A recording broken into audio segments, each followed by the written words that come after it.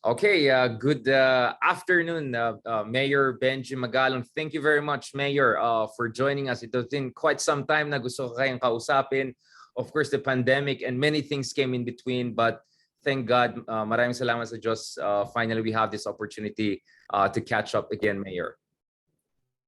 Hi, Richard. Yes, I'm really very sorry. Sometimes conflict kasi yung mga schedule natin. But finally, we are here. So this is a good opportunity for us to exchange some thoughts, our thoughts and ideas. Thank you very much, Mayor, for that. Of course, I completely understand.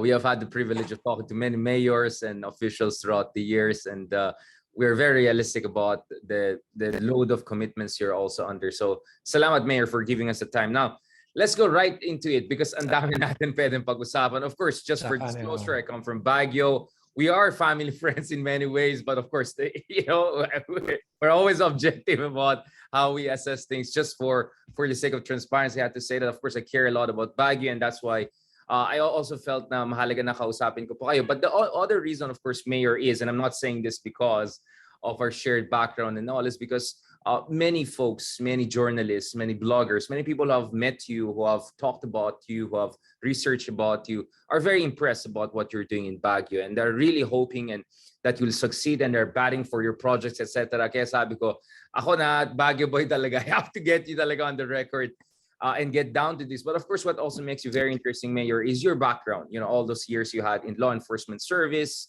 from PMA years to PNP. And of course, shortly, we'll also discuss the new movie, by Edo Manzano, playing no less than you, Mayor. So maybe we can talk about that. Medyo maritas tayo. Bakit si Edo Manzano ang pinili? I'm sure mga mas gwapo pa ang pwede pili to play your role. I'm just kidding. We'll discuss that a little bit, but which inevitably will bring us to the quite grim topic of what happened in Mamasapan and why sa tingin niyo mahalaga itong movie na to, beyond just an biography of you, but also it says something about the state of governance and accountability and all. So before that, Mayor, can you give us a little bit of some background about yourself para makilala kayo ng ating mga audience? I know people are familiar with you as you are today, but what's your background, Mayor? How did you get into... Let's just go first, your background, yes. Well, alam mo, I'm a graduate of the Philippine Military Academy in 1982.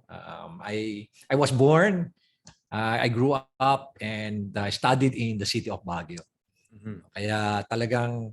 And I studied sa St. Louis, kaya may loyalty badge ako, no? Until first year college. All the way, St. Louis ako from elementary. Then I entered the Philippine Military Academy. So Sandigan Class 82 ako.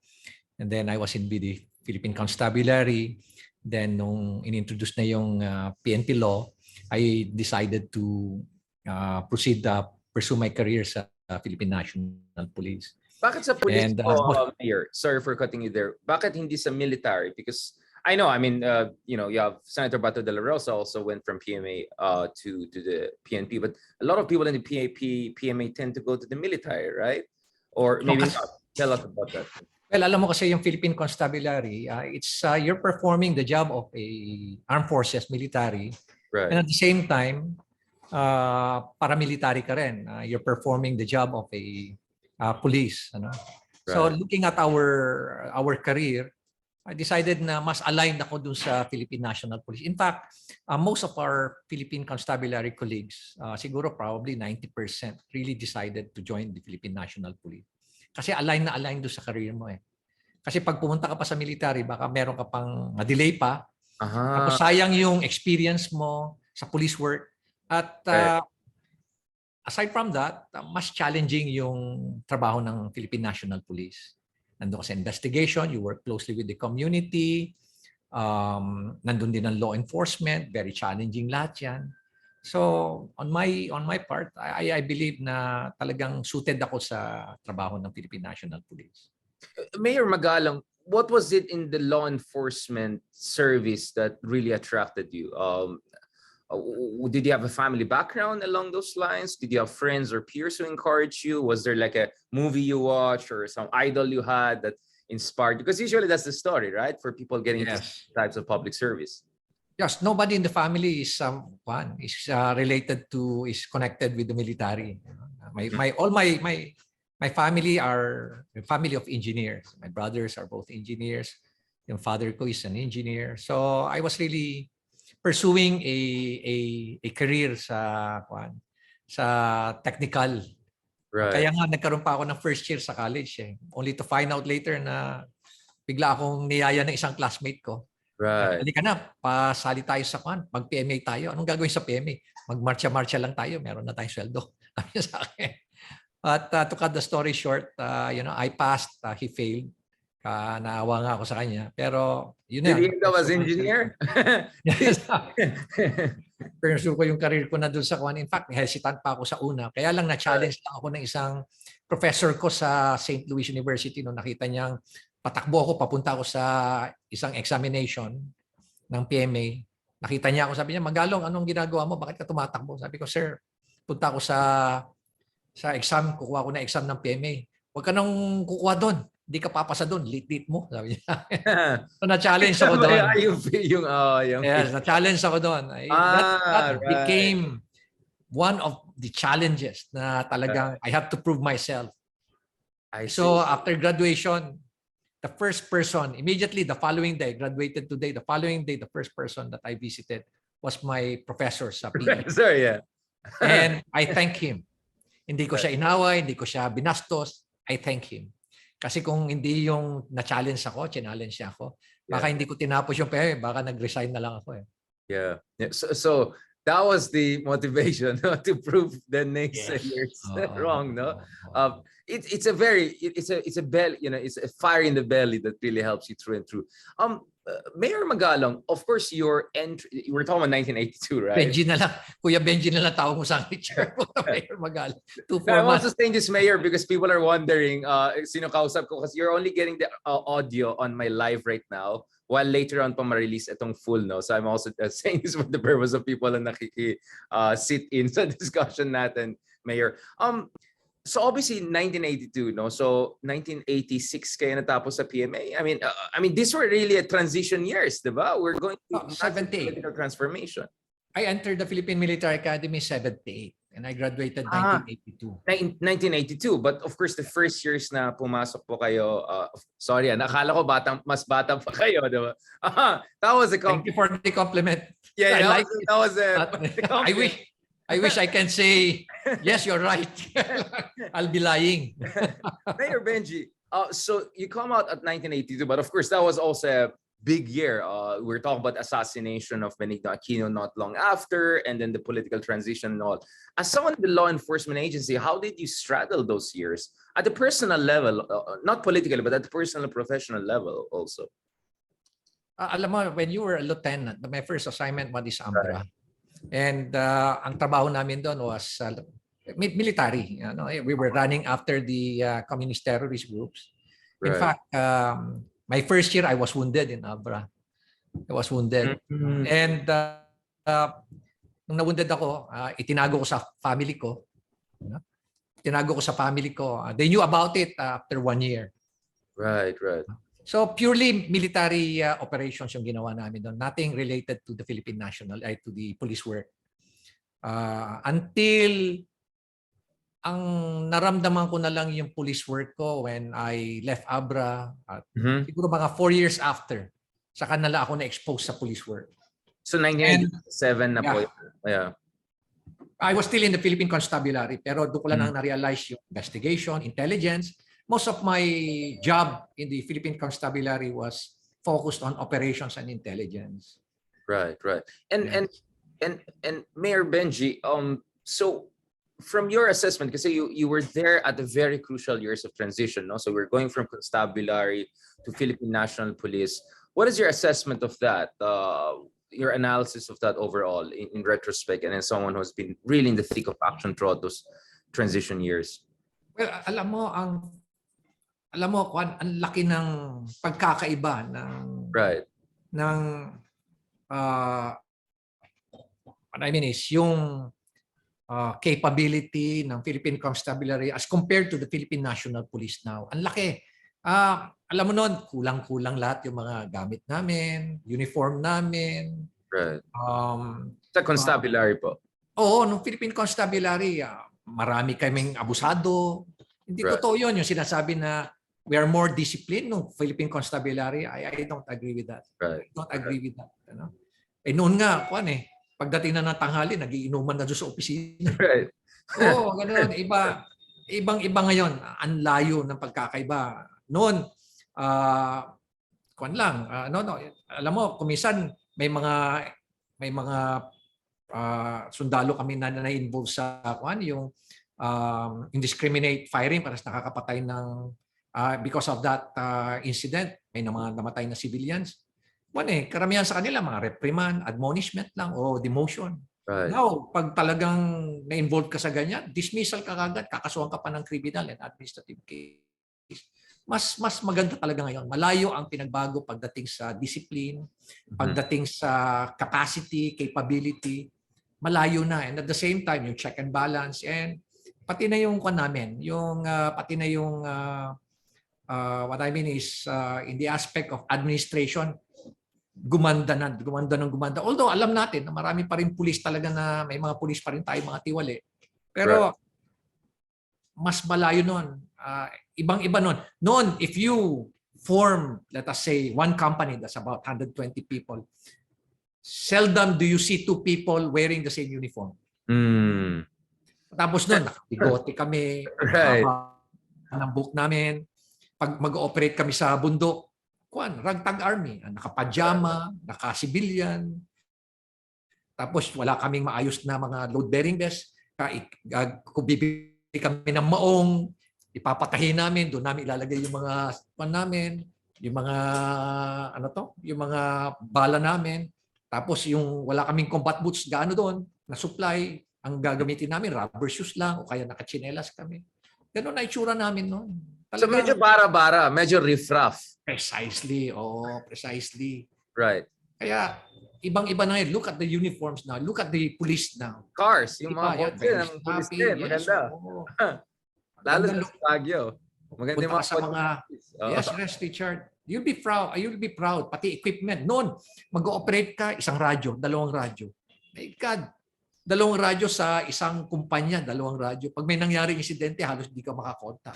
Ngayon, pag may nangyaring insidente, ang bilis. Ngayon, may satellite phone ka, may mga radios ka na UHF, VHF, tapos meron ka pang mga effective ngayon na mga UHF na single sideband. Ang dami mo ng mga equipment ngayon. Pati yung mga equipment mo ngayon, mga baril mo ngayon, these are modern na baril na with all these optics para talagang mas accurate ka kung mag-shoot ka. Tapos yung training system na ngayon, mas maganda na rin. Talagang ang laki na rin ng transformation. Iba na rin yung evolution from Philippine Constabulary to Philippine National Police. And we should feel proud about it. I really appreciate that, Mayor, because I think ang problema sa atin is we tend to romanticize the past, including, the martial law years when we're frustrated with the situation right now. But naalala ko, even a former professor of mine, si Winnie Monsud, right? She said that back in the 60s, pag may bus, ayaw pumila ng tao, nagsastampede pa mga minsan which is a far cry from what we're seeing today. So, ngayon sinasabi natin, walang disiplina ng mga Pinoy, blah, blah, blah. But actually, we have made huge strides over the past 2-3 decades alone, no? I really appreciate that with what you're saying, Mayor, because I think there's a lot of romanticization of the past. Na may dati, may disiplina, may ganito, may ganyan. And then we try to denigrate or diminish the gains we have made over the past 3 decades. Of course, I'm speaking more specifically in your case, in the case of Philippine National Police, which tends to get a lot of bad PR or at least, let's just say coverage in recent years. But I want to zero in on that, Mayor. Don't worry, I'll give you more time to explain to us more of these things. Now, one of the things I noticed, I personally deal a lot more with the Philippine Armed Forces, AFP, because of my work on West Philippine Sea, South China Sea. But I've tried to also keep up with what's happening with the PNP. And one of the things that has been happening is yung security sector reform, no?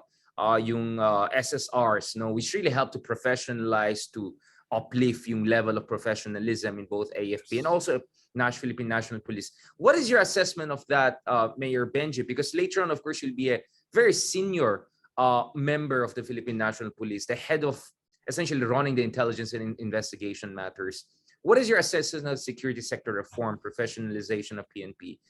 In terms of systematic reforms, so hindi lang yung better equipment, mas magandang damit, hindi umiinom sa gitna ng araw, but really a systematic reform that makes the institution public service oriented. Alam mo, a lot of people are not aware that talagang institutionalized yung reform namin eh. Right. We're working with ISA. Alam mo naman siguro, narinig mo yun. Yes. Institute for Solidarity for Asia, no? Or in Asia. But yan, it's one of the prestigious na mga organizations now that is helping both corporate and government sector transform yung kanilang organizations. So, in fact, it's a very expensive na kwan. It's a very expensive endeavor. But we're willing to pay for, we're willing to pay this much for the sake of reforming the Philippine National Police and transforming it. I was the second chairman of the technical working group of the transformation program. Ito yung Patrol Plan 2030. At very, very comprehensive yung transformation. It's not only about looking at the equipment, capacity, very, very, very, very encompassing siya, very comprehensive siya. Right. Changing the mindset, leadership training, yung technology, which will form part of the investigative capability at the same time, pati na rin yung capability niya on law enforcement, crime analytics, yung mga ganon na mga latest trend now in crime fighting, talagang pinapag-aralan namin yon, and this is also part of the transformation plan. Kaya nga naging Patrol Plan 2030, hoping that by 2030 we have a new capable, talagang world-class na Philippine National Police. At tuloy-tuloy yung pan namin, may stages yan. First, there are 4 stages in the transformation. Kailan po nagsimula yan, Mayor? Sorry, just we started it in 2010. 2010, okay. Yes, and I was one of those. It's a 20-year program. It's a 20-year program. Yes, it's a 20-30, 20-year. It goes beyond administration. Right, right. At meron kaming third party na talagang that oversees it. Ito yung ISA. And then periodically, every time you transition from one stage to another stage, kasi may 4 stages yan, there is a revalida wherein people, individuals, well-accomplished, well-distinguished individuals, they validate you. They will interview you. You go to a particular location, venue, doon ka, mag-brief ka lahat doon, patapos there will be Q&As. Right. At ito, mga well-known individuals to sa both in the corporate, government sector. Talagang tatanungin ka nila para i-validate nila kung ano talaga yung nangyayari. At the same time, meron ding validation process ulit na gagawin pa. So it's a long-term, it's a very tedious process bago ibigay sa iyo yung status mo dito sa aming certification, something like that. Yes, so in fact PMA took them 15 years kasi ang pinaka last part nung programa na yun is the institutionalization stage, It will take PMA, for example, took them 15 years to attain that. Yung first 3 stages almost 1 year, then 2 years or 3 years. Then the last one is the most difficult. Mahirap, yeah. Pinakamahirap yan. Pero Mayor Benji, sorry for ano yung mga indicators na tinitignan bago ka ma-certify at the highest level dito? Alam mo, tinitingnan nila kung institutionalized na yung mga systems mo. Una, institutionalized na ba yung systems? Second is talaga bang ang buy-in mo is about 80 to 90%. Kasi ang isang pinaka-challenge dyan is how to change the mindset of your personnel. Naniniwala ba sila dito sa transformation program? Because there were series of transformation programs that were undertaken in previous years, before 2010. But all this failed. Bakit? And then here comes another transformation program. Right. I, for one, was one of those hesitant. Very, very cynical do sa itong transformation program until bakit po? So bakit kayo cynical? Hindi ka, sabi ko nga sa'yo, dalawang transformation program pa pero wala naman nangyari. Yeah. Sa una pa lang, kumbaga parang hindi mo ma-feel yung passion. Right. Hindi mo ma-feel yung passion. Hindi yung passion ng leadership hindi na-translate nakakascade sa baba. But unlike this, kasi noon, hindi systematic eh. Hindi systematic yung approach eh. This time, it's a very systematic approach, and ISA has a wide range of experience in transforming other organizations, both corporate. It's all about good governance. Practically, it's all about good governance in the Philippine National Police. Just like in LGUs. Corruption, kotong, abuses by police, Yes, harming the people, all of those indicators, no, we're looking at. Precisely. No? Oo. Mm-hmm. Kaya sabi ko nga sa iyo, una rin is, another is, how far have we, merong certain parameters, like for example, measurable lahat yung mga aming mga achievements dyan. Right. Let us say, for example, meron kaming satisfaction index, nagkakaroon ng third-party survey para malaman kung ano ba ang perception ng public sa Philippine National Police. Isa yan din sa mga parameters namin na tinitignan. Second is, again, crime analytics. Talaga bang nag-improve yung inyong crime situation? Pati yung inyong crime efficiency, solution efficiency. Tinitignan lahat yan. Yes, oo. May certain range talaga yan na kailangan ma-achieve mo yan bago ka ma-institutionalize. So there are several parameters, and the good thing is may mga certain, all the indicators are measurable.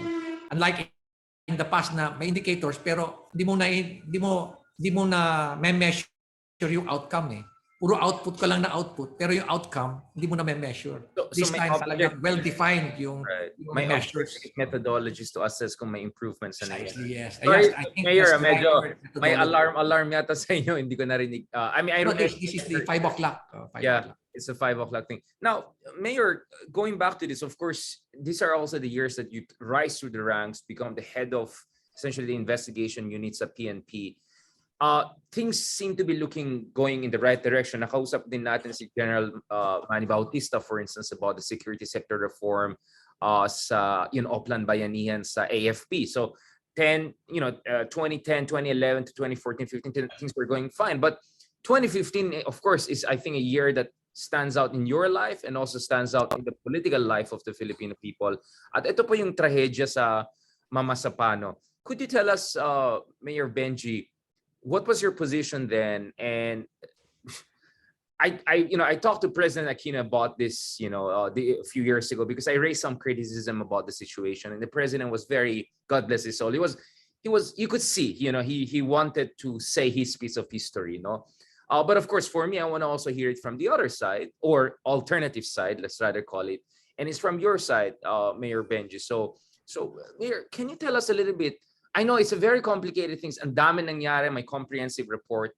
But can you briefly tell us about what was that tragedy and how were you personally involved in its investigation and the aftermath and all? Well, I was then the head of CIDG. Opo. May mga series of mga investigation na kaming ginagawa noon. Ang dami naming mga high profile na investigation. For example, right. Almost 1,000 rifles that ended in the hands of the NPA. Tapos yung nangyari pa sa Pampanga na ongoing na case namin na inimbestigahan ko yung mga officers na drug issue, conduct ng drug operation sa Pampanga. Right. So ang dami namin mga projects noon at mga investigative high profile investigation na ginagawa. And here comes the incident sa Mama Sapano. So, ang nangyari sa akin noon, that was a Sunday, since I came from from the Special Action Force. Right. Isa ako sa mga talagang I stayed long sa Special Action Force. And yung mga involved doon sa mga SAF doon are previously my people, Because isa sa mga elite of the elite doon was the itong Seaborn unit, Opo. yung nag-operate against si Marwan, and the Malaysian, not to brag about it, yeah. Richard, I was the founder of the Seaborn. Yes po. So, very very much atas. So nung nangyayari yung insidente na yon, my people sa SAP were calling me, were informing me, sir, ito nangyayari. So I was really monitoring them until such time na hindi ko na sila ma-monitor, wala na akong contact sa kanila.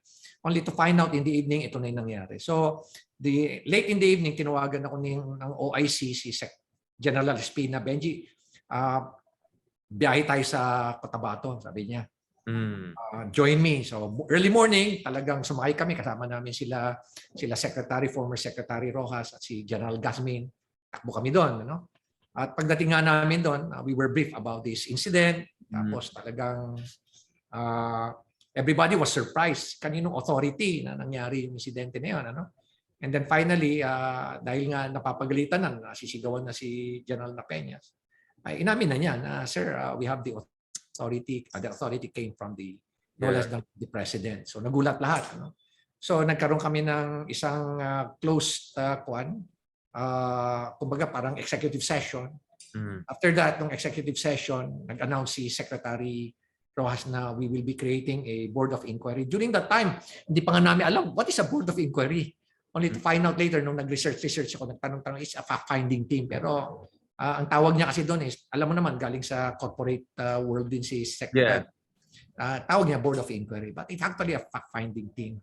And nung umalis na siya, tinanong ako ni General Spina, naiwan kasi kami ni General Spina. Sabi niya, Benji, meron ka bang alam kung sino i-recommend mo sa board of inquiry? Sabi ko, sir, kung gano'n rin lang pala, sabi ko, I would like to recommend General Inking. Kasi siya yung head ng ating siyang area commander overlooking this Maguindanao area. Sabi niya, sige, sabi niya. Sinabihan ko naman yung lista ko. Sabi ko kay General Inking, sabi ko, Ed, huwag ka mag-alala. Sabi ko, full support ako sa investigation. In fact, dala ko na nga yung mga investigation teams and we're going to start the investigation. So sabi ko kay General Spina, sir, may iwan na ako rito sa Cotabato. Umpisan ko na investigation. After 2 days, kinuusap ako ni General Inking. Sabi niya, Mista, meron akong tatapatin sa iyo. Ano ay tatapat sa iyo? Ano? Right. Mag-file ako ng resignation as head of the BOI. Bakit? Sabi ko. Kasi Mista, meron akong biases eh. Sabi niya, may biases ako eh. I might not be able to perform and be objective about the incident. Sabi niya, ganun ba? Sabi ko, Mista, I cannot decide on it. Sabi ko, you have to raise this issue with General Spina kasi siya yung nag-appoint sa iyo. So, kami yung nagdala ng yung mga SAF 44. Kami nagsakay sa eroplano, kami rin na nag-escort sa kanila sa Villamor. Pagdating namin sa Villamor, sabi ko kay Ed, Mista, lapitan mo na kagad si General Spina dahil you have to convey your intention to resign. Right. Sino ire-recommenda ko? Ire-recommenda mo, sabi ko sa kanya. Mista, wala pa akong naiisip eh. Sabi ko, sige, sabihin mo na rin kay General Spina kung sino ire-recommenda mo. After noon, during that, the following day, ito yung necro sa Bikutan eh. So the president was there. Tinawag ako ni General Spina. Sabi niya, Benji, nag-usap kami ni Ed Inking and I already approved his resignation, accepted his resignation. So sabi ko, sir, sino ilalagay niyo? Nag-iisip nga ako eh, meron ka bang someone in mind? Sabi ko, sir, if the issue is credibility of the BOI kasi we are already being criticized, then why don't we get someone from the Supreme Court, a retired Chief Justice? So tinanong niya sa akin, sir, I have 2 people in mind. Si Justice Panginiban and Justice Davide. Sabi ko, sila ang pwede, sir, na mag-head ng BOI. Sige, sabi niya, sabihan ko kay Presidente. Tama-tama, nandito si Presidente dahil dito sa necro. After the necro, nilapitan ako ni General Spina. Sabi niya, Benji, sumunod ka sa akin. Bakit, sir? Kakausapin daw ako ni Presidente sa loob. Sabi niya, punta tayo doon sa kumbento. So sumunod ako. Sabi niya, tinatanong niya sa akin, Benji, between the two, sinong ire-recommenda mo? Sir, mas kilala ko, sir, si Justice Panganiban. Siya na lang, sir, ire-recommenda ko. O sige, sabihan ko si Presidente. Maya-maya, dumating si Presidente, dumating din si Secretary Rojas, hindi na ako pinapasok. Nandun ako sa labas. Silang 3 lang nagpumasok. After siguro mga almost 30 minutes, lumabas sila. Sabi niya, Benji, sumunod ka sa akin, sabi ni General Spina. Punta kami sa kitchen ng kumbento. Pagdating namin sa kitchen ng kumbento, umalis na sila, Presidente, si Secretary. Nag-iisip siya. Hindi siya umimik eh. Siguro mga 10 minutes, hindi niya ako inimik eh. Sabi ko, sir, ano nangyari? Sabi niya, Benji, sir, tatawagan ko na si General Panganiban. Ay, si Chief Justice Panganiban. Yeah. Sabi niya, hindi na, Benji. Bakit, sir? Sir, Benji, nag-decide si Presidente na tayo na raw. Tayo na lang daw. Ano ibig yung sabihin, sir? Hindi, PNP na lang daw ang mag-imbestiga. Sir, bakit daw? Sabi ko, bakit daw? Yun ang gusto ni Presidente. Sabi niya. So sino sir ang mag-head ng Board of Inquiry? Ikaw. Sabi niya sa akin. Sabi ko, oh, sige sir. Sabi ko, kung ako sir mag-head, can you give me sir mga 3 to 4 months to head the inquiry? Kasi alam mo sir, maraming namatay yan. Talagang matagal sir ang investigation yan. Look at yung investigation yung nangyari sir sa Nigeria. Dadalawa lang sir yan. But it took the FBI almost 6 months to finish the investigation. So ito to, mas malaki ito. Sabi niya, Benji, sad to say na we're only given 1 month. What? 1 month. Sabi ko, sir, bakit ganun? 1 month. So, I took the challenge. Sige, sir, 1 month lang daw, Benji. O sige, sir, gagawin ko. 1 month. Pero hanggang saan lang, sir, sa kakayanin namin. So, inorganize ko kagad. Nag-create ako kagad ng audit team. Yun na yun. Inumpisa na namin yung investigation. Doon na namin unti-unting nalalaman kung ano yung talagang nangyari. Doon ko na naramdaman yung mga pressure, not directly from the president, not directly, but certain officers na talagang they're really pressuring me na kung pwede sana massage the report. Medyo i-tone down ko yung report ko, yung investigation. So that hindi naman kasi maya-maya, while they are saying na neutral kami, we will not interfere in your investigation. Nararamdaman ko yung yung interference eh. Kasi kung sino na lang pinapapunta sa akin ng mga officers doon kinakausap ako. You felt harassed? Sa akin yung career ko. Tingnan ko yung career ko. Harassed, Mayor Benji. Sorry, I'm bringing this back, but I think we need some. I mean, if there's a person I want to really ask more than anyone is you. Do you feel you were being harassed not to divulge the full truth about the situation? Well, kumbaga i-tone down ko. I-tone down ko yung investigation so that I won't be implicating the highest official of the land.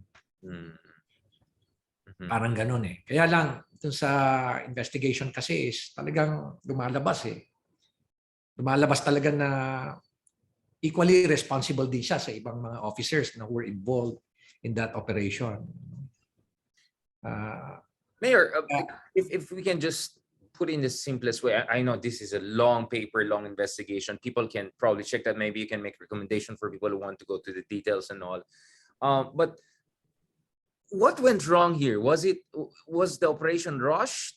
Was it because they put in charge kind of someone who was already under investigation for potential misconduct, pero close siya kay Pangulong Duterte, Pangulong Aquino? I mean, you know who I'm referring, obviously. What was going on there? Or what was just a tactical mistake, just at the very operational level, or a combination of all of them? What was going on there, Mayor Benji, if you can put it in the executive summary? Yun na lang sabihin ko, kung pwedeng dun sa preliminary, yung mga investigations na ginawa niyo. Alam mo, there were 22 findings. There were 22 findings dun sa investigation. But just to highlight some of the findings, talagang una, it was rushed. It was a rushed operation. It was fast-track. Proper preparation, because there was so much pressure on the part of General Napeñas to launch the operation kahit na kulang ng intelligence pa. Pati si General Napeñas talagang hesitant siya. Naramdaman ko yun eh. He was hesitant. Kaya lang, lagi siyang china-challenge kasi na wala nang tiwala si Presidente sa iyo. Ina-challenge din siya. Siyempre, prestige din ng organization, ng SAP yun na nawawalan ng tiwala ng Presidente sa iyo. So gusto rin niya i-prove niya sarili niya. Hindi, kaya namin yan. Kaya kung minsan may mga dissenting opinions sa mga junior officers niya, kung minsan hindi niya kino-consider yung dissenting opinion. For example, sir, katatapos lang natin deliver dito sa kaso ni Marwan na Malaysian terrorists operating within the Philippine borders, right? Yes. And you think the president of the Philippines was also under pressure by Americans, Malaysians, and other countries? Like, what was going on there? What is your understanding? Hindi naman. It's just that siguro gusto ni Presidente talagang na magkaroon ng magandang accomplishment. Kasi patapos din yung aming ganun din yung isang natin, ganun din yung ating suspended na chief PNP. Gusto na rin niya magkaroon ng magandang accomplishment para at least makabalik na siya. So it's a confluence of several factors. Tapos na madali, Tapos yung planning planning process medyo may kakulangan din, no? Right. Although alam mo si General Peñas very thorough yan, ha? Very Yeah. yan, very comprehensive din yan. Talagang Methodical. mission yan, essential din yung mga yan, ang focus niyan. Kaya lang minamadali ka eh. Paano ka makakapagplano mabuti? Di ba? So, yun ang mga factors kung bakit na naging those are the factors that contributed to the failed it's not really a failed operation they were able to accomplish, pero yung mission to bring back the troops safely, yun, doon sila nag-fail. Mm-hmm. Yeah, so may pagkabara-bara din na nangyari, it looks like, no? Na the preparation, the tactical planning, etc. It was not optimal, no? I hate to say the word bara-bara, Richard. Hindi naman siguro ganon. There was planning, there was kaya lang but kulang not optimized. Inadequate pa. Inadequate pa. Suboptimal. Parang hindi pa talaga hinog na hinog. Yeah. Hindi pa hinog na hinog. Right. And Mayor, of course, this had implications also for you, right? On the emotional level, in terms of career level. Can you tell us a little bit about that? How did it affect you? Given what you were trying to divulge the truth, but at the same time, you're contending that there were efforts to pressure you not to fully accomplish your task. So how did you get out of this crisis yourself personally? Yeah. Alam mo kasi every general sa Philippine National Police aims to become the chief PNP. Right. Yan nila. Siyempre pinakamahirap yung 1-star. Pinakamahirap yung 1-star. But siyempre it's good to become the chief PNP because you would like also to lead a big organization, improve yourself, and leave a legacy. Transform the PNP. Pero nung napunta na ako doon sa Board of Inquiry, after 1 week nung natatanggap ko na yung mga reports, after 1 week naisip ko na alam ko na yung parang nararamdaman ko na kung saan papunta yung investigation eh. Yeah. Tapos nararamdaman ko na yung pressure. After 2 weeks, nararamdaman ko na yung pressure. On the 3rd week, nararamdaman ko pa yung more pressures. Then finally, it's all about seeking out the truth eh. Di ba? Kaya ka nga pinili dyan, Board of Inquiry, fact-finding, because you're there to, ang mission mo is what really happened. Find out what really happened. Seek out the truth. But seeking out the truth, you have to report the truth. Kaya lang, if you're going to report the truth, someone will be implicated. So naisip ko na tapos na yung career ko rito, sabi ko. Yeah. And some friends also gave me a call, Benji, we're after your career, naman, pwede namang, you're not compromising your principles, pero there's a way of doing it, ganon. Pero at the end, the same people who advised me when I presented to them my findings, discreetly, we had a meeting. For example, si Senator Lacson, talagang kundi siya, he was protecting my career kasi alam niya rin na kundi ako na potential din. Pero nung pinakita ko na sa kanya, sir, can I see you? I just would like to present something to you. Nung pinakita ko na sa kanya, talagang sabi niya sa akin, do what is right. To do what is right. Yeah. Tinanong niya ako, paano yung career mo? Sir, sabi ko, bonus na to eh. Sabi ko, nakulong na nga ako, sir. Sabi ko, because of the coup d'etat rebellion. Sabi ko, sir, yung 1-star ko, na yan eh. Swerte na nga yan, sir. In fact, magre-resign na nga ako sa servisyo. Getting a 2-star, bonus na yan. Sabi ko, okay na, sir, ako. I'm not aiming for something higher. Sabi ko, I just would like to do what is right this time. Kasi sinabi nga niya sa akin about conscience, about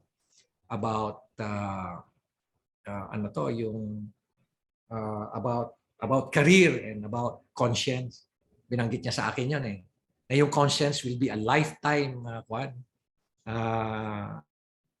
it will bother me all throughout my my life, my remaining years, But career, one time lang 'yan. Magkaroon ka ng career pero it's about choosing career or conscience over career, parang ganun eh. Yeah. Pagka-explain sa akin ni Senator Lacson eh. Pero nung tinanong nga niya sa akin, nung pipiliin mo, sabi ko, sir, I don't want to be bothered by my conscience. And I don't deserve to become, assuming, sir, na I become chief PNP and then I talk about integrity, credibility. How can I face my men when in fact I sold I sold my soul to the devil and then whitewash the investigation? I cannot do that. Sabi ko. And the families, the grieving families, the victims, how can you fix them, right? Yep. Yes. Yeah, malaking bagay yan. So sabi ko sa kanila, sir, okay na sa akin. I'm giving up my ambition. I'm giving up my career. And isa pa, sir, sabi ko, kung ito, sir, sinabihan ko yung mga tao ko, pati yung mga members ng BOI. Sabi ko rin yung mga investigators. Kung ito, pinalpak natin ito, mawawalan na ng tiwala ang buong bansa sa Philippine National Police. We are on the crossroads, sabi ko. Kung na tayo, despite the fact na we are transforming, nahihirapan palit tayong i-establish yung ating credibility. At ito, we're given the opportunity to really establish our opportunity. Let us not miss it. Yeah. Let us not miss it. And let us do what is right para bumalik yung tiwala sa atin ng bayan. And Mayor, so now, of course, one of the contexts of our conversation is that there's now a new movie starring Edu Manzano playing your essentially role during Mama Sapano. Can you tell us about how this came about? Were you involved in the creative process? How much was there consultation with you and other relevant actors to ensure that this accurately reflects those very tragic moments and difficult moments in our country's history? Well, alam mo, ko naman very minimal ang participation ko kasi anong nangyari nung in-approach ako nila, right. Ang sinabi ko sa kanila, there's a documentary film. Bakit hindi yung documentary film ang panurin nyo? And at the same time, ko naman yan it's a public document naman yung BOI report. Right. So you can... Sabi ko, so all you have to do is, download it. And on the basis of that, doon nyo tingnan. And sabi nila, may nirecommend rin akong sa kanila, mga consultants. So they got consultants from the Special Action Force. So yun yung ating so they came up with this film. I think this is a production of Attorney Ferdy Topacio. So now he's into directing na, no? Yes, he's an entrepreneurial guy. Yeah, and how do you feel about this, Mayor? That quite a high-profile person is playing your role, Edu Manzano. You felt it's time na itong issue na yan comes further to the attention of the people. How did you personally feel about that? Was there a feeling of vindication also with this coming out? Anong sense niyo po dyan? Nagulat nga ako na bakit si Edu Manzano Nagulat nga ako Sabi ko, wala man lang kaming there's no resemblance Wala man lang Sabi ko sa kanya, okay, biro ko pa nga Sabi ko kay Ferdy, papayag ako kung gagayahin ni Edu yung aking buhok. Sabi ko. Isa yan sa conditions ko kung gagayahin niya yung one ko. But at the end, nung pinagharap niya kami, right. Sabi ko, if there's anyone who can portray my role, probably it's Edu. Right. And knowing his skills sa acting, dedication, and the way he delivers the lines, sabi ko, probably is best suited for the role. So in-interview niya ako, nag-usap kami, interview niya ako, especially yung kung ano yung mga nagawa ko. Napanood ko na yung Mama Sapano dito sa Baguio, yung kanilang screening. Opo. Nagkaroon kasi sila ng premiere showing sa Baguio, pinakita nila rito. Siyempre, alam mo naman sa film, minsan may mga dinadagdag din para paging dramatic. May dramatization. Pero kung titingnan mo yung buong kwento, nandun yun. Essentials. Siyempre, may makikita kang medyo mali ng konti. Hindi Artistic talaga. license. Okay, ganun daw talaga yun sabi nila sa akin. Pero just going back again, Richard, if it's okay with you, no? Please, One please. of the most challenging part ng investigation was when they don't want us to sign the document. Right. Order is, wag namin pirmahan. And instead, ayusin pa raw muna, i-present muna namin sa command group, tapos aayusin. So may advertising process, may filtering pa. Yes, so i-filter nila muna. Sabi ko kay General Spina. That's not good, yeah. Sabi ko, sir, pipirmahan na namin. Sabi niya, may order, Benji. Sabi ko, sir, kung hindi namin pipirmahan ito. Yeah. Kasi may isang member ng BOI kasi na upper class ko classmate ni General Spina, class 81 din classmate din ni General Purisima. Sabi ko, sir, kinausap ko siya, sir, pirmahan natin. Pumayag siya kagad, yes, Benji, pipirmahan natin. Right. Kasi tinawagan ko si General Spina, sir, kung hindi namin pipirmahan ito, hindi nyo papayagang pirmahan at pinalitan nyo ito, papalitan, sir, mas malaki ang sakit ng ulo natin. Bakit? Sabi niya. Kasi sir, hindi na namin pipirmahan. At magre-resign na kami sa serbisyo. Sabi ko sa kanya. Alam mo, ang maganda kay General Spina, sabi niya, sige Benji, pirmahan mo. Pumayag siya. Sabi niya sa akin, sir, pipirmahan ko na. Pirmahan ko. Pagkapirma namin, sabi ko, sir, we're ready to present it to the command group. Umakyat ako doon. Nandun na lahat yung mga general. So I was, kaming members ng Board of Inquiry. Nandun kami. And then when I presented it, 2 hours, imagine 2 hours na dinibate ako ng isang senior officer to, na talagang doing everything to persuade me, to pressure me, to really whitewash the investigation or amend yung findings, especially yung 1, 2, 3 na finding, kasi there were 22 findings. Yung 1, 2, 3 because yung 1, 2, 3 referred to the highest official of the land. Yeah. So dinibati niya ako, pabalik-balik siya for 2 hours. Hanggang talagang wala na kaming pupuntahan Until sabi ko, sir, sabi ko kay General Spina, can you give me 1 minute just to say my piece? Sabi ko, sir, 1 minute lang, sir. So sabi niya, sige Benji. Sabi ko, sir, kanino ba magagalit ang ating presidente pag nilabas namin yan? Hindi naman sa inyo Kami naman sasagot dyan. Kami naman mananagot dyan. Sa amin naman magagalit. Right. At kung questionin yan, sir, yung mga findings niyan, sino ba sasagot? Hindi naman, sir, kayo. Kami naman, sir, ang sasagot niyan. Tinanggalan nyo na nga, sir, kami ng aming ambisyon.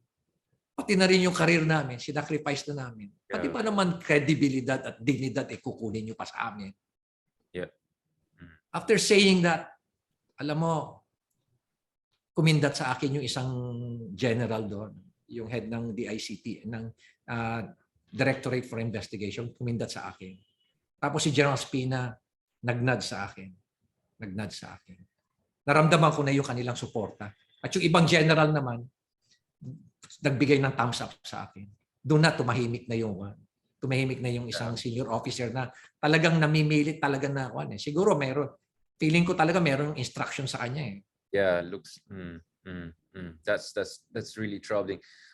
Mayor, obviously you're also a mayor now, so I want to talk also about your mayoral stint. Now, marami tayong pwedeng pag-usapan, of course. Hopefully in the future I can again trouble you with this and come back to this. But Mayor, now of course you're now out of the PNP. You have retired.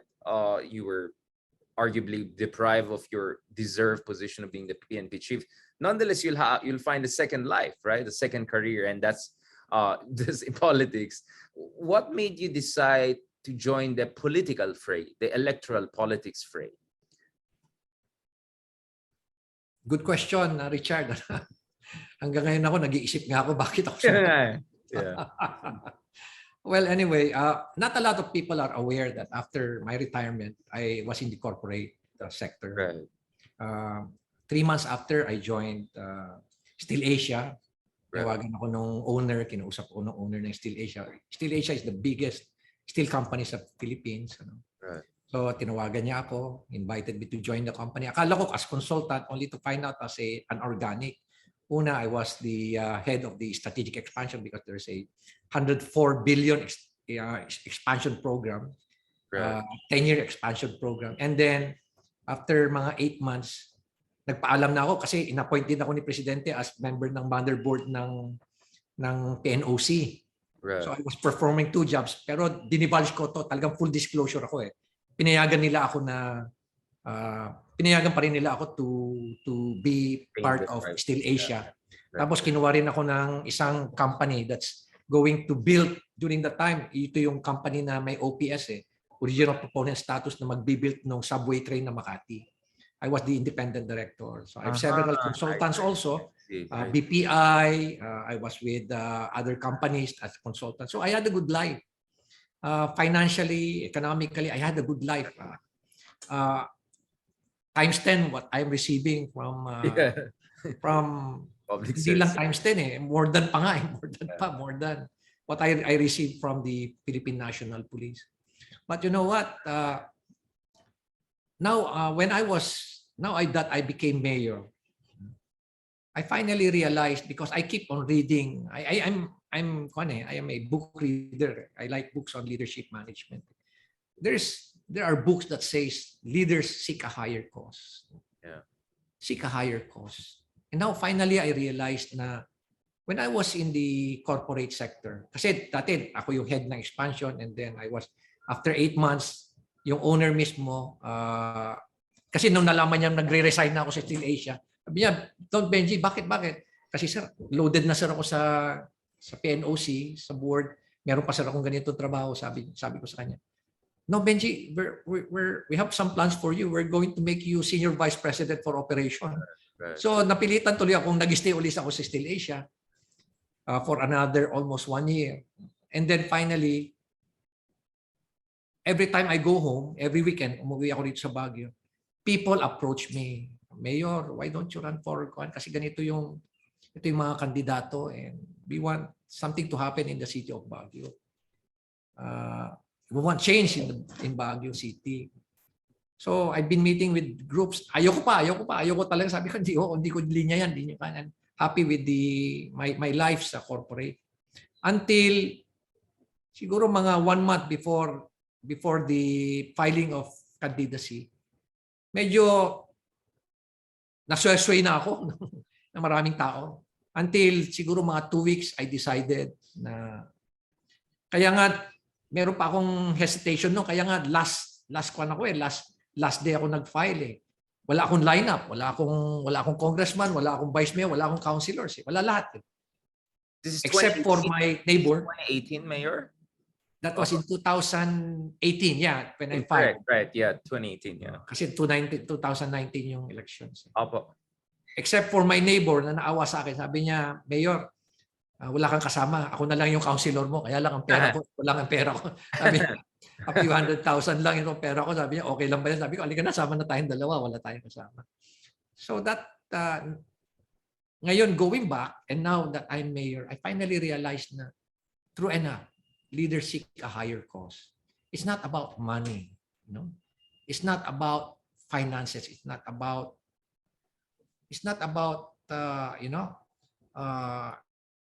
being economically or financially stable. It's about a sense of fulfillment that you have provided, that you're providing good service, quality service to the public. Yun siguro ang sense of fulfillment ko eh.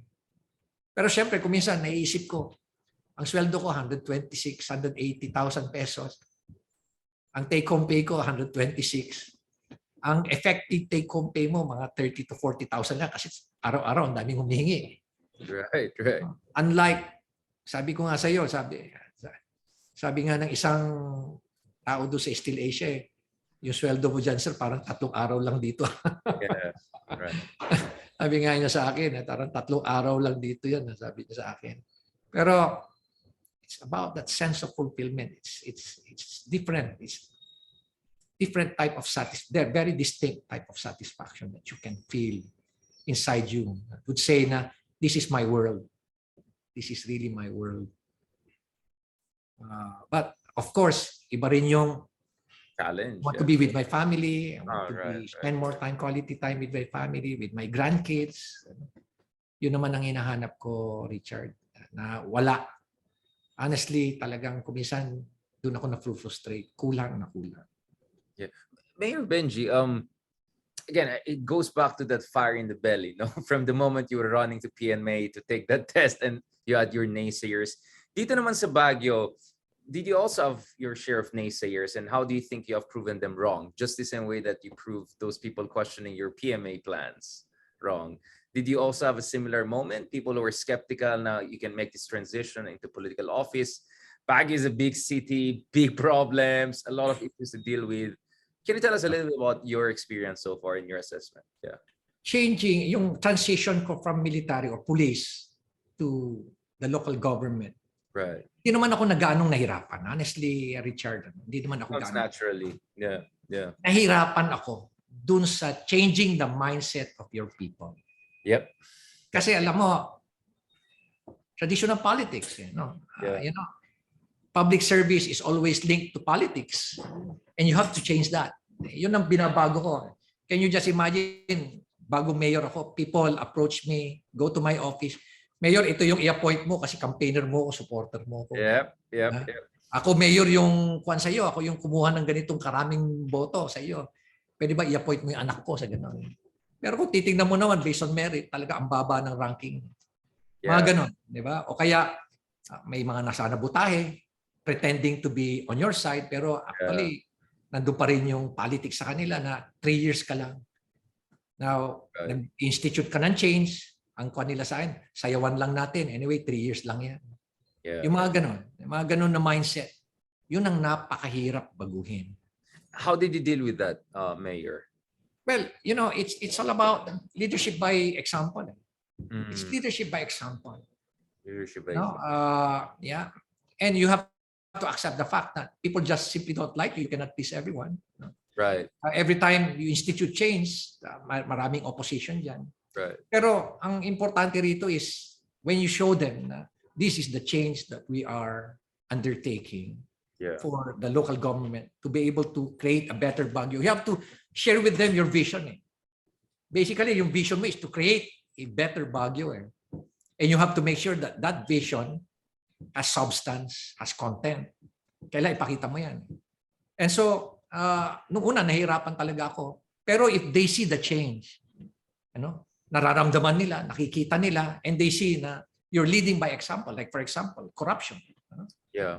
We're proud to say that in the city of Baguio, we're genuinely implementing, practicing good governance. Good governance, hindi yung, alam mo kasi ang word na good governance, one of the most abused word yan ng mga parang resilience yan. Yes, mga ganyang words, paulit-ulit. Yes. Paulit-ulit, they talk about good governance, but in practice, they do this thing, they say this, but they do this.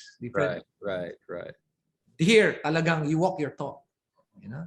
Ang laki ng temptation, malaki. For example, a 380 million na project, offeran ka ng 10%, that's 38 million.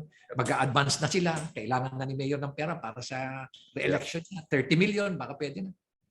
Ang laki ng temptation Pero alam mo, it's all about your values your core values It's about do it the right thing. So, yun na yun, pag nalaman na nila na we're changing everything, corruption, we're addressing corruption, we're making sure na people are aware about all these, all these efforts about genuine efforts about corruption. And at the same time, it's not only about corruption. Good governance is about innovation. It's about dynamism. It's about being strategic. And about authentic leadership. Right. Then slowly people start to change their mindset. Pero may mga tao talagang because they lost a lot. Because kumbaga yung happy days nila, nawalan sila. Talagang mahirap i-change yung mindset kasi nawalan sila because they have this lifestyle. Tapos biglang binago mo lahat. So they don't like you. Pero those people na talagang hindi naman ganun ang buhay nila, mas marami sila. Yun naman ang consolation ko. Only to find out na mas marami pala sila. That they really appreciate the change that are being done in the city of Baguio. Yun, doon ka Which makakita ensured ng your diferensya. re-election, no, Mayor? Which ensured your re-election. I mean, do you feel that there's this sense of gratitude, that there's a sense of organic support dun sa new model of governance you're bringing, well, to our hometown for that matter? Yeah. Yeah, there's redemption. Ayun ang feeling ko during yung resulta ng election na yun was a redemption. Comfortable win, no? Yeah. Yeah, so because people were then, alam mo, unang-una, ano ba yung namin? Ano ba yung slogan namin? Good governance beyond politics. And a lot of people were saying matatalo ka dyan dahil yung good governance beyond politics mo hindi mo mai-communicate yan sa masa. Yeah. Bakit? It's too Abstract. Yeah, abstract na ang hirap mong explain yan. So anong gusto nyo? Kailangan gumawa ka ng baduy. madaling hingian, mga ganun. Kaya bumalik ako sa dati kong slogan na magaling, magalang, marangal, magalong. Sabi ko, ayoko nang bumalik sa ganun. You know, if you compare yung slogan na yon, slogan natin ngayon, yung slogan na nun doesn't convey any vision. Yep. It lacks substance and content. This good governance beyond politics, I'm willing to take the risk. Yeah. It has vision, it has substance, it has content. And you can never underestimate the people of Baguio. Yeah. Alam mo ba na we're proud to say that Baguio City is one of the very, very, very, and just to emphasize, damihan ko pa yung very, very, Sige lang, Mayor. Localities na lang sa buong bansa natin na vote buying never succeeded. Right. Nag-attempt pa rin ito at marami pa rin nag-attempt na mag-vote pa itong past election. Right. Pero alam mo, very limited lang nung ko. I'm proud to say na nag-budget lang kami. Very limited lang ang budget namin itong election. Ang lit-lit lang compared to sa nakalaban namin na almost hindi lang 10 times eh. Hindi lang 10 times. Talagang siguro 15 times or 16 times. Ang lit ng budget namin. Napakalit ng budget. In fact, kukunti nga lang yung aming, alam mo ba na kukunti lang yung aming poster? Kaya, di ba, usually, Richard, doon ako nung election time. Alam mo, Richard, every time na pagka-file mo pa lang ng, ito lang I hope you can give time to this, please, go ahead, Mayor. To narrate, Alam mo ba na pag-file mo ng COC mo, kinabukasan, popost ka na ng poster. Lalagay ka na ng maraming poster. Nung tinanong sa akin, sir, maglalagay na tayong poster. Wala tayong lalagay ng poster. Bakit, sir? Kukunti lang yung poster natin na nakawin pa yan. Bakit, sir, kukunti yung poster natin? Wala tayong gaanong pera. Yeah. Sir, ang daming gusto mag-donate. Hindi. Nire-reject ko lahat yung donation na yan.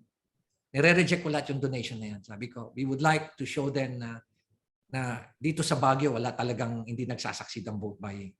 So, alam mo ba nangyari? When hindi kami naglagay ng poster, nahiya din yung mga ibang candidates. Hindi rin naglagay ng poster.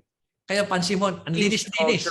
Yeah. Wow, interesting. Ang linis-linis. Hanggang pagkatapos ng December, sinabihan ako, Mayor, maglagay na tayo ng poster kasi maglalagay na raw sila January. Sabi ko, hindi tayo maglalagay ng poster. March 25 tayo maglalagay ng poster. Right. Tapos, ang poster namin, Richard, good governance beyond politics, without a face, without a name. Right. Without a face, without a name. And then, nung March 25, nung naglagay na ng poster, bakit walang poster si Mayor? Yan po yung poster niya. Good governance beyond politics. Sabi, hindi niya mananalo. Kung ganyan ang poster niya, hindi mananalo. So what I said was that, we're taking the risk. And then I made an announcement. You know what? I'm going to take the risk. And if we're going to lose by one vote, that is over media, press conference. If I'm going to lose by one vote, hindi na ako magpro-protesta. Yeah. But if we win, sabi ko sa kanila, if we win, using good governance beyond politics as our slogan, can you just imagine how many local government units, how many mayors, how many governors we're going to inspire and prove to them that true enough, good governance really would. So yun ang ko. And, we can transform ourselves into a good governance virus, just like a COVID-19 virus. Become contagious, become transmissible, become infectious, infecting, trailblazing, infecting other local government units. Imitate din yung good governance model po. Yes. Yes. And Kaya lang, nagkaroon kami ng, nung nakita na ng mga tao na, bakit ko konti pa rin ang ni Mayor na poster? Yan lang po kaya sa budget eh. Sabi na, magdo-donate kami. Pero kung magdo-donate kami, hindi kami maglalagay ng good governance beyond politics lang. Ilalagay namin yung pangalan niya at yung mukha niya. Yeah. Ayaw po ni Mayor yun eh. Hindi kami magdo-donate. Kinausap ako ng anak ko ngayon, Dad, please allow them to donate. Kasi sila naman ang gumagastos. Yeah. As in-explain niya. And besides that, ang alam ng tao, yung good governance beyond politics, hindi ikaw. Ang alam nila, party list. Akala nila party list. Dad, sabi niya sa akin. So I was able to, they were able to convince me na, pumayag na ako. Saka palang nagdatingan yung mga donations na poster na nandun na yung mukha ko, nandun na yung pangalan ko. Mayor, of course, now you're in your second term. Baguio had a hard time. Pandemic time na abutan mo. Of course, that affected Baguio a lot kasi tourism, di ba, and all. Now, obviously, that presents its own fiscal challenges. But at the same time, we need to really enliven Baguio again, no? And it looks like, from what I understand, you have this vision for a Metro Baguio, a decongestion plan, a public infrastructure development plan, kind of a smart city on top of the hill, no? Can you give us some idea about that, Mayor? Of course, I'm sure you can make recommendations for people to see more details. But can you tell me about this vision and why you think this vision is feasible without undermining the authenticity of city, without turning, kasi ito yung concern, Mayor, di ba, na baka some of the heritage sites in Baguio will be turned into parking lots, that more pine trees will be struck down for malls and shopping centers, that the green heartland of Baguio will be compromised for corporate interests. So how do you make sure there's fiscal sustainability at the same time, this modernization of Baguio, really Baguio for the 21st century? Kasi obvious na Baguio is not yet there, diba? Na parang we're still recovering from the earthquake time. Yes. I was there, I was a baby back then, but I still remember it. It was so traumatic. That really set the tone for decades of very problematic urban planning, no? Kasi yun nga, medyo bara-bara, going back to that words in terms of what was popping up afterwards. But now you seem to have a plan, no? How do you make sure this is feasible and this can be also institutionalized over time? That beyond your term in office, others will continue in this plan? Okay, first thing is, we have a vision for Baguio. No? Okay. And in layman's term, it is a sustainable, smart, green city. Right. Advocating responsive education and responsible tourism. Yeah, yun yung isa amin, yun yung pan namin. And isa na naman na our dream is to create a smart, livable Baguio City. Kaya meron kaming smart, livable Baguio roadmap, no? Yeah. This is part of our transformation program under ISA. Ito 'yan, ano? And we are implementing yung performance governance system dito sa transformation namin. Now, look at the keywords, ano? Smart, green, sustainable, no? 'Yun ang keywords namin, ano? Sustainable. And that's why kung nakikita mo ngayon yung mga programa namin, we were able to create a master development plan for the city of Baguio. We were able to identify mga growth nodes area namin. Pero doon sa mga growth nodes area namin, we make sure that we will be able to protect our cultural heritage sites. In fact, alam mo ba, for the first time, nagkaroon na kami ng using technology, itong digital twin project namin, and using our smart city platform, we were able to map out already 230 heritage sites. 130 na. Documented na yan. In fact, laki rin ng tulong sa amin when we presented this sa project sa World Bank at sa Department of Tourism at NCCA. Ano? Talagang sinuportahan kami dyan. So ito, documented na lahat yan. Second is, since our focus now for smart, sustainable transport is the use of technology to protect our environment and at the same time, for us to be able to address climate change, ang aming approaches na ngayon, insofar as solutions are concerned, ito na yung nature-based solution na tinatawag. Hindi na puro konkreto ng konkreto na lang, konkreto na lang. Hindi na yun, no? Nature-based solutions, ano, ang ginagawa namin. Like for example, instead na yung kanal mo, puro semento, only to find out na dahil sinemento mo rin pala yung flooring ng inyong storm drain, ang water pala, yung runoff ng water, sobrang bilis. hindi na nakapagsisip in, hindi na rin nare-recharge yung iyong aquifer, yung iyong ano? Yung iyong underwater na groundwater, hindi mo na nare-recharge. So yun ang binabago namin ngayon. For example, yung naman namin, yung mga trees namin ngayon, we're making sure na yung trees namin ngayon, hindi laging pine tree, pine tree, pine tree, pine tree. Only to find out na puro pine tree pa lang, high density ng pine trees na tinanim namin, nagsasaya naman yung mga bark beetles. Alam mo yung bark beetles, yung mga peste. Now, we're looking at technology again, new concept, new innovations na talagang kailangan pala haluan mo rin ng iba-ibang mga puno para yung bark beetle ma-confuse din pala. Again, another nature-based solution, yung mga yan. Ano? For example, instead na gusto mong itaas yung water level sa isang kanal, instead na ang gagawin mo is gagawa ka naghahanap ka ng paraan kung paano mo itataas yung water level dyan, only to find out pala na pwede mo palang tanuman ng maraming bamboos. Bamboos pala yan, taas pala ng kanyan, ng seepage. And at the same time, bamboos, it turned out sa isang scientific study na 3 times pa pala ang carbon dioxide sequestration yan. No? Another is, we are the first city that submitted its expression of interest on low carbon urban transport system. And at the same time, nag-express din kami ng interest doon sa low carbon emission system. Kaya ang dami namin ngayong mga project ngayon to significantly reduce our carbon emission. Kaya nagkaroon kami ng naggumawa kami ng aming GHG greenhouse gas inventory para at least ma-establish namin yung baseline. Now that we have all this, ngayon, part of that project ngayon are to put sensors. Marami kami mga sensors ngayon na ilalagay para be able to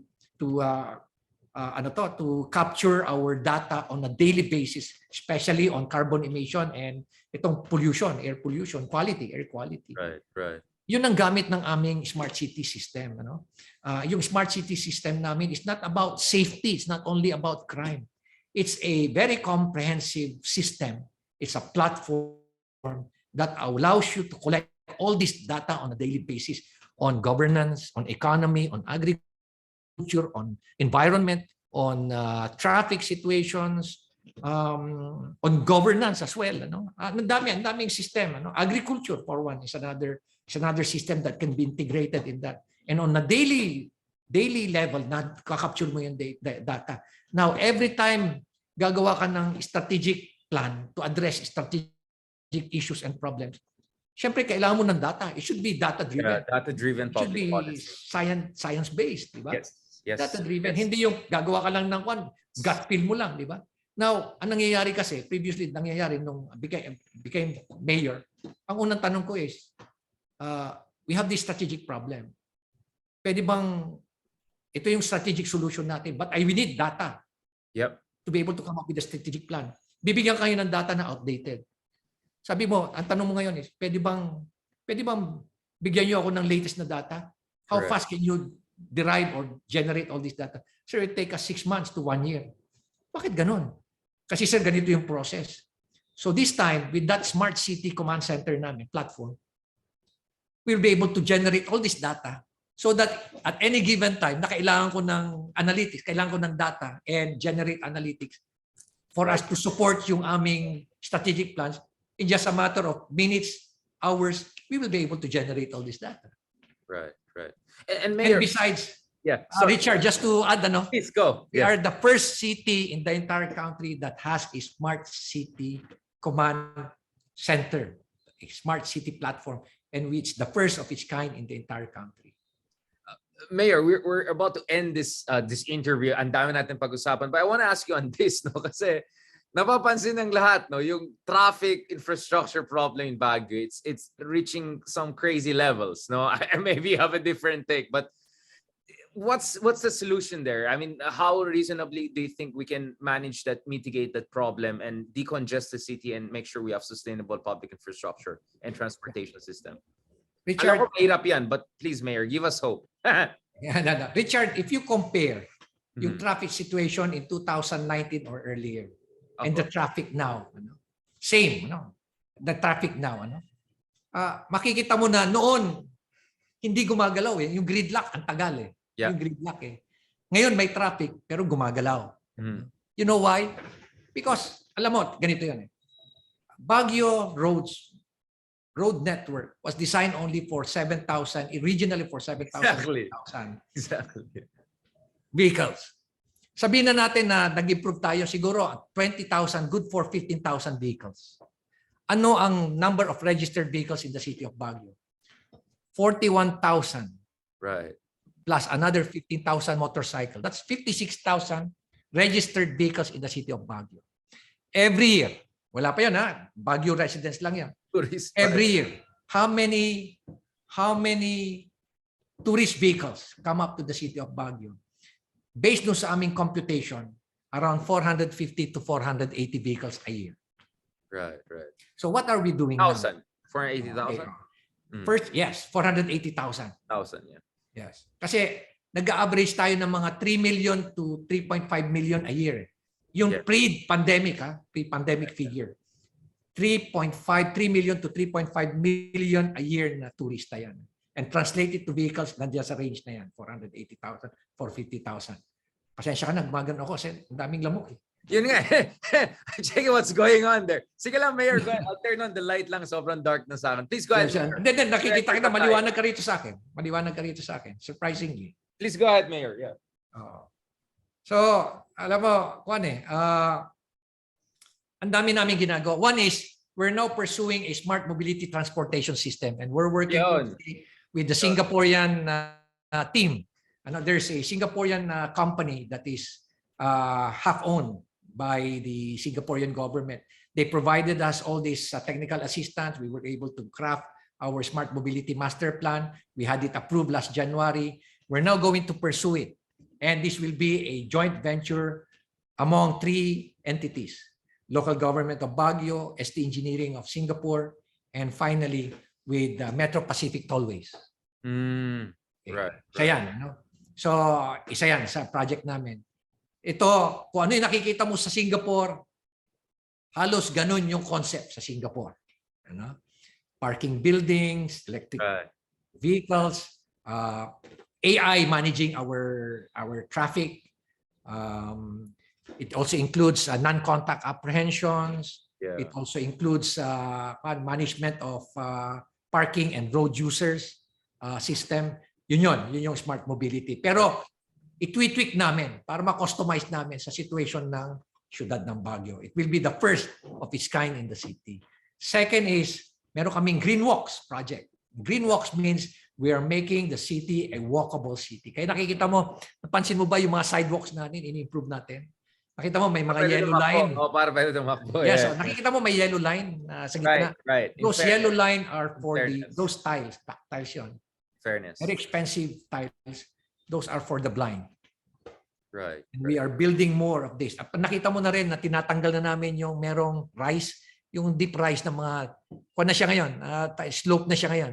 Slope na siya para pag naka wheelchair, pwede pang PWD, friendly.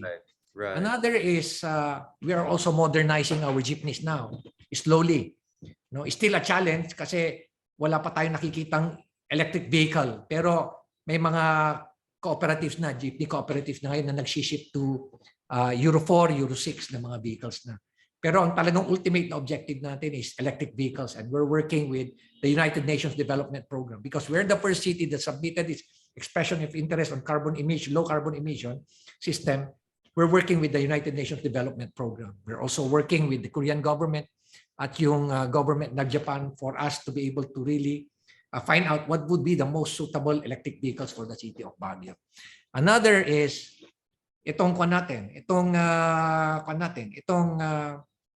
we're building an intermodal transport terminal para yung mga buses hindi na papasok sa vehicle sa Baguio City. Exactly. Yeah, doon na sa Marcos Highway yan. Right. And that company that's going to build it will be the same company that owns PTEX.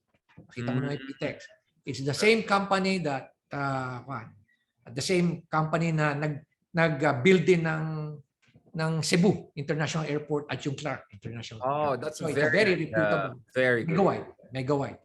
So nandun na kami sa range, nasa negotiation stage na kami. Tapos na, ibigay na namin yung kanilang OPS. Another is, kami ngayon, we are building more parks. We're planting more trees, endemic trees, to improve our parks. Nakita mo siguro kung paano namin nire-rehabilitate. Have you been to the botanical garden? You should visit it. Right. Para nakita mo yung transformation. I know you've been to the botanical garden in the past. Yeah, Siguro actually dumaan ako last time, may mga construction doon sa road yung papuntang Boysay, etc. Anyway, but Richard, nagkataon. visit botanical garden para makita mo yung huge Sige, Mayor. transformation. So, we're also, napasin mo yung mga islands natin sa Baguio, binabago na namin yung geometrical design para pagdating mo sa isang intersection, hindi yung pag huminto yung sasakyan sa intersection, hindi ka na makasingit o magkapag-right turn. This time, pwede ka na makapag-right turn. We have to make sure that vehicles are keep on moving para ma-lessen yung carbon emission. So, another is, meron tayong pinipursue ngayon na very ambitious na project. This is the elevated monorail. Right. And one of the big companies na talagang nagbibid dyan, dalawa yan, ang proponent niyan. One is Build Your Dreams, which is one of the biggest rail maker in the world. Build Your Dreams, partnering with Metro Global. At another is Sistra naman, yung gumawa ng isang study, partnering with another company sa Italy. So there are two proposals na ine-evaluate namin yan. But we are really hell-bent on pursuing yung monorail system. Another is yung cable car. So we're waiting for the feasibility study. Senator Padilla yan, cable car. Yes, and the same company that built the longest cable car in Bolivia. It's the longest cable car in Bolivia. Right. It's the same company na interested dito sa Ciudad ng Baguio. So they're now conducting yung kanilang feasibility study. But insofar as yung monorail system, tapos na yung feasibility study niya, na-evaluate na lang namin anytime soon. Siguro in the next, 1 month, baka i-issue na namin yung OPS dyan. So ang daming nangyayari rito sa Ciudad ng Baguio. I know. Babalik ako, Mayor, very soon, God willing. I mean, both of us have been on the road. I spent a lot of time recently sa Europe, etc., also observing their sustainable governance, etc. So I'm really looking forward to that. Mayor, there's so much to talk about. Pero ito na, nakikita na may alarm na naman, 6 p.m. na. I think ito yung pinakamadaldal kong marites kong interview recently. I didn't know na magkamarites pala tayo. We can go on forever on this one, Mayor. I know you're super busy and all. Just a last question, Mayor. You're a good interviewer. Kaya motivate ako magsalita. No, nakikita mo, Mayor, ang dami kong gusto pag-usapan over the past 3 years. No? So naipon lahat yan. No? And I'm so glad that we're talking on these terms with all these plans. Sobrang inspiring ito. I can see in the live section dito sa Facebook, people are super happy what you're doing. Of course, some are pushing you to push it national. But I'm going to be selfish as a Baguio boy and say, stay ka muna dyan sa Baguio, sir. Mamaya ka na mag-national. Please oversee the transformation of our city. But last question, Mayor. Again, can we end on where we kind of began, which is the PNP part? Obviously, there is a concern with extrajudicial killings, abuses in the PNP, climate of impunity in the country. As a former PNP high-level official, as someone who spent a big time there, how do you view the situation and how do you think we should move forward and deal with that? Ano yung payo niya sa kasalukuyan na administrasyon para supuin itong problema ng impunity and to improve the rule of law situation in the Philippines via the PNP, via reforms in the PNP and all? Sorry if I'm ending on this note, but I just felt mahalaga rin yan. Yeah. I lament the fact na despite the fact that there is an ongoing transformation program, there are still leaders there who feels na yung enforcement ng law requires drastic measures. Nakakalungkot. And the same people na nag-iisip nito, they don't value technology as a means of as a essential tool in crime fighting. So kailangan talagang enhance mo yung yung capability ng Philippine National Police in terms of appreciating the value of technology. For example, certain types of systems that will help them investigate, improve further investigation. Another is yung how to improve yung analysis nila sa crime situation. Ang dami ng systems na dinevelop namin dyan. Unfortunately, if leaders don't show any passion or interest, kuminsan kasi may mga leaders na nag-take over ang daming innovation. And then here comes another leader na walang interest. Pati yung mga subordinates, maski na very passionate sila, talagang nawawala. Nawawala. And then finally, everything collapses. And the systems, if they're not used regularly, nakakalimutan. That is precisely what is happening in the Philippine National Police. But I'm really glad that we have the likes of June Asurin. Someone who is really very appreciative of technology, who's very passionate. Alam mo, one thing about leadership, it's the passion to transform. It's the passion to transform. And when you talk about passion to transform, you don't set targets that are comfortably achievable. When you like to transform organizations, you have to set targets that are hair-raising, audacious, big targets, ambitious targets na talagang you have to push really yourself na talagang ma-achieve. And that's precisely what June Asurin is doing now. Siguro ganun din ang ginawa ng ibang mga leaders, pero itong passion ni June Asurin, I can feel it because alam mo, I know June Asurin because he was my subordinate. I was the regional director, and he was my provincial director in Benguet. Second is, alam mo, when after my rebellion case, when I was out of jail in 2006. Hindi natin napag-usapan yan. I said maybe next time na lang. Yes. 2007, just to give you an idea lang. Sige lang. I already filed my resignation from the Philippine National Police. There is one young officer who approached me and convinced me not to resign, and that's June Asurin. When is this again, Mayor? I was sent to jail in 2006. Yung General Lim at Sir Ariel Kirubin. Of course, that time. So you were always rebel, pasaway in a good way. Let's just put it that way. No, sometimes legal, sometimes not during that time. But Mayor, thank you so much. Katulad din nakita nyo, ang dami kong gustong pag-usapan pa, and I'm so glad that you gave us this time. Believe me, many people are so excited about hearing all of these projects you have, but also not only projects, but the achievements that you have already put into your legacy, and also yung leadership by example. I really like that, leadership by example. The vision of the future should come from the guy on the top first, so that people can believe in it, they have a buy-in, and they can be invested in it. And I'm so proud to come from Baguio, a city that, as you said, is one of the very few out there that has rejected patronage politics, trapo politics, in favor of something dynamic, fresh, and innovative. So maraming salamat, Mayor. Don't worry, Mayor. I will still disturb you more in person. We're gonna do videos, discussion, maybe samahan kita dun sa mga projects mo. And the reason why, Mayor, is because people are desperate for good governance nowadays. Because people want to see something inspiring. People want to feel the Philippines can be a better place. The reason why I'm always in the Philippines, I'm passionate as much as, I'm all around the world, but always this is my home. I always go around the world to learn about what we can bring back home. And when I see leaders like you, Mayor Benjamin, it inspires me to feel hindi ako nag-iisa. No? And there are people more important than me, people more empowered than me like you, who are really doing their part. Maraming salamat, Mayor. Thank you so much. Please go ahead, Mayor. Can you give me 20 seconds? Go plug in. Do whatever you want. You're the star now.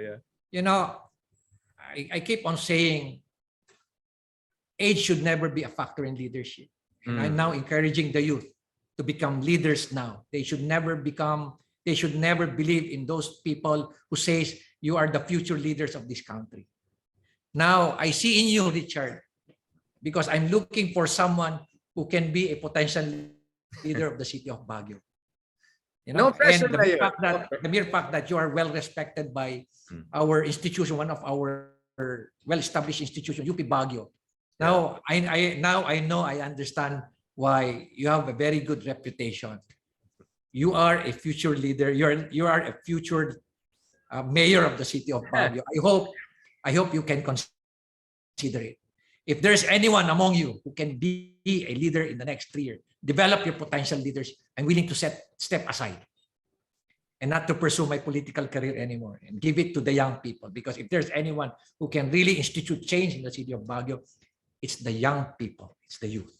Believe me, it's the youth. Age should never be a factor in leadership. Hey, thank you very much, Mayor. No pressure on that, but let me be selfish and please stay muna in Baguio. I'm serious. I'm serious. I'm serious. I'm very serious too, Mayor. I'm very happy for you to be there. Thank you so much. I really appreciate what you're saying.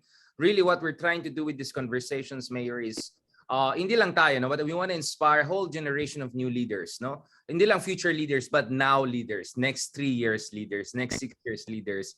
And yun nga, we need role models kasi, Mayor. We need exhibit A's. And that's why I felt mahalaga talaga na mag-usap tayo. And I'm glad that we caught each other in a good time. So maraming salamat sa Diyos, nakaraos po tayo kahit papano. At ngayon, we have many good things to talk about. And God willing, soon, Mayor, I'll meet tayo in person because I want to really cover what you're doing, more extensive discussions, more interviews with you for different platforms. No? But today, I really appreciate you giving me more than 1.5 hours almost, no, of your time.